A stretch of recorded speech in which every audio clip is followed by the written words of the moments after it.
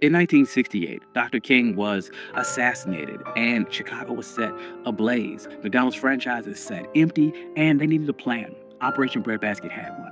Put black owners in black neighborhoods. So in December, Herman Perry became the first black operator of a McDonald's franchise in Chicago. And it worked.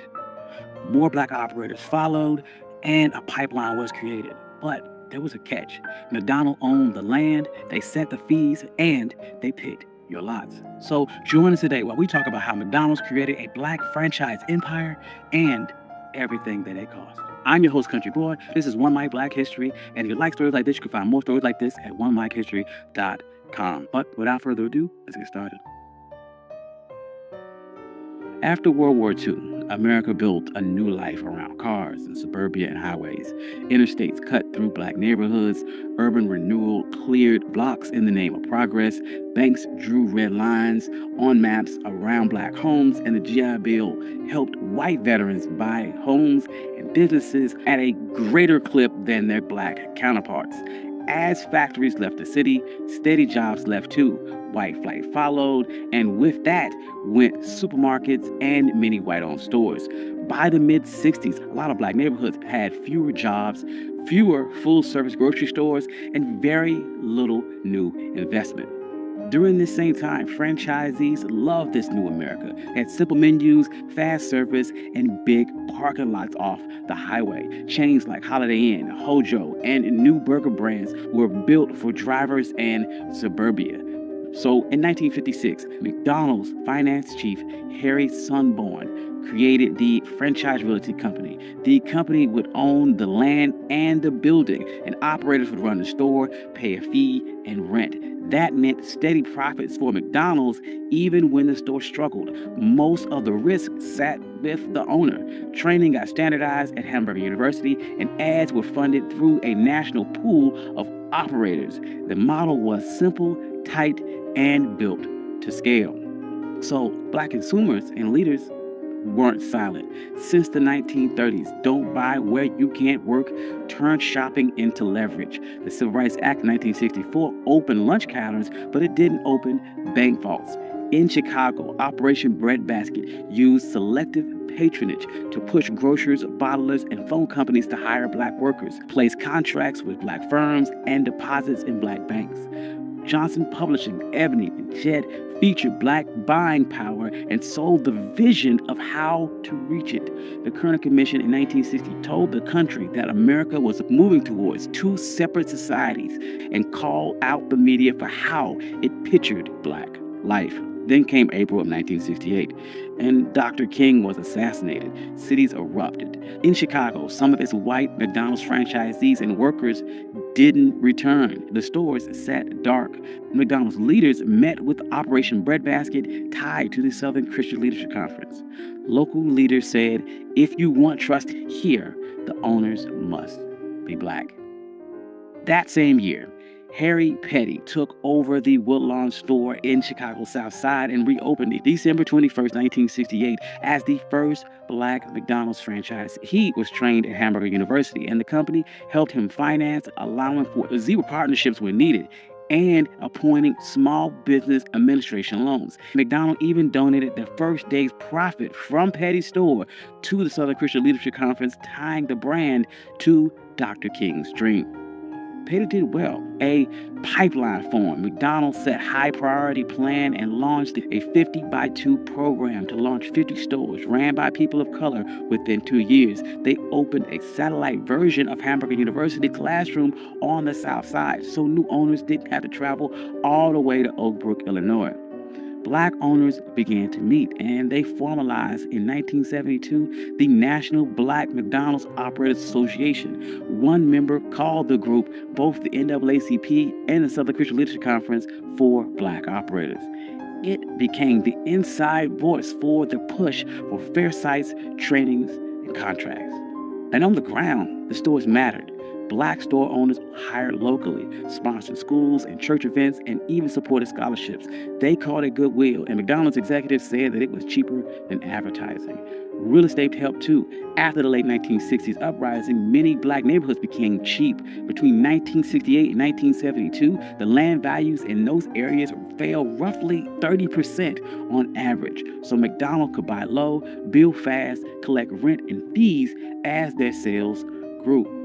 So the black owners would then begin demanding better ads. They said, "We pay into the national fund, show us." In 1972, McDonald's would hire Tom Burrell's black-owned ad agency. Burrell called his style positive realism. It showed regular black life with pride, after church, little league nights, grandparents and grandkids, not stereotypes and not pity. It would have lines like, "So good, have around, and get down with something good" at McDonald's. And those landed better than "You deserve a break today," which didn't fit with the lives of people who rarely had a break. Research showed this rose the brand's image, and dollars shifted to Ebony and Jet and black radio, and black artists and models and researchers like Viewpoint got paid to shape the black image. Then civil rights groups would push further. The NAACP used fair share agreements and contracts for black builders, insurers, and distributors. The Black Operators Association stressed that one restaurant could support a web of black businesses around it. The system sent money past the counter into banks, printers, construction crews, and ad shops. However, in that fine print, McDonald's kept the land. Owners paid a monthly fee of about 4% in sales plus rent. Part of that rent is a slice of the sales, which reached up to about 14.5%. Owners also had to pay at least 4% in sales to the national ad pool. The company set the standards, inspections, and decided renewals. That is why many owners call themselves captive tenants. In plain words, you ran the store, but the company owns the ground and sets the rules. So site placement became a fight. Black owners said they were being steered towards older, inner city, and rural locations with lower average sales and higher costs for security and insurance. The Black Operator Association reported that from 2010 to 2019, the average cash flow gap between black and non-black franchisees tripled to about $65,000 per store. And as health debates grew, fast food filled spaces that supermarkets left. But that heavy concentration of chains in poor, segregated areas linked them to higher rates of obesity and diabetes. Some cities saw protests and asked for more fresh food access and more corporate responsibility. Recently, these tensions have bubbled to the surface. Dozens of former black franchisees and some black executives have sued, saying that the system is biased. Herb Washington, a former black ball player, said that he was steered towards weaker markets. McDonald's would purchase his 13 stores for $33.5 million. And it was during this time that black franchisees fell from about 400 in 1998 to just 200 today, even as McDonald's doubled its total franchisees worldwide. So why does any of this matter? McDonald's opened up a real pathway to black ownership and middle-class jobs when other industries stayed closed. In the late 2000s, black McDonald's stores reported more than $2 billion in sales. Company leaders said that McDonald's has created more black millionaires than any other corporation. And the ad shift put black families on national TV like it had always been that way. Yet outcomes are uneven. The same real estate and corporate power that made the model work also put a ceiling on it. It set the door and the deal at the same time. Big brands can push capital, contracts, and images to black communities fast. But if the company owns the land and sets the fees and chooses the sites, your success rides on their map. So let's be clear. McDonald's did the math. And after 1969, land got cheaper. And the company owned the dirt and collected the rent and fees no matter who ran that store. Installing black owners protected their assets, rebuilt sales, and won goodwill. Moving ad dollars to black media reached customers other brands were ignoring. And hiring black suppliers kept the system running. Every choice they made followed their balance sheet. And this doesn't erase the good. Black franchisees built real businesses. They hired neighbors and funded scholarships. And Burrell's ads show black life on national TV. Both things can be true. But if we want real ownership, we got to follow the money. Who owns the land under the store? Who owns the corners? which banks write the loans, which agencies control the ad budget, and which suppliers get the contracts. These are the answers that decide whether a franchise is built on freedom or just rented. Thank you. This has been One My Black History. I'm your host, Country Boy, and this is how McDonald's built a black franchise empire.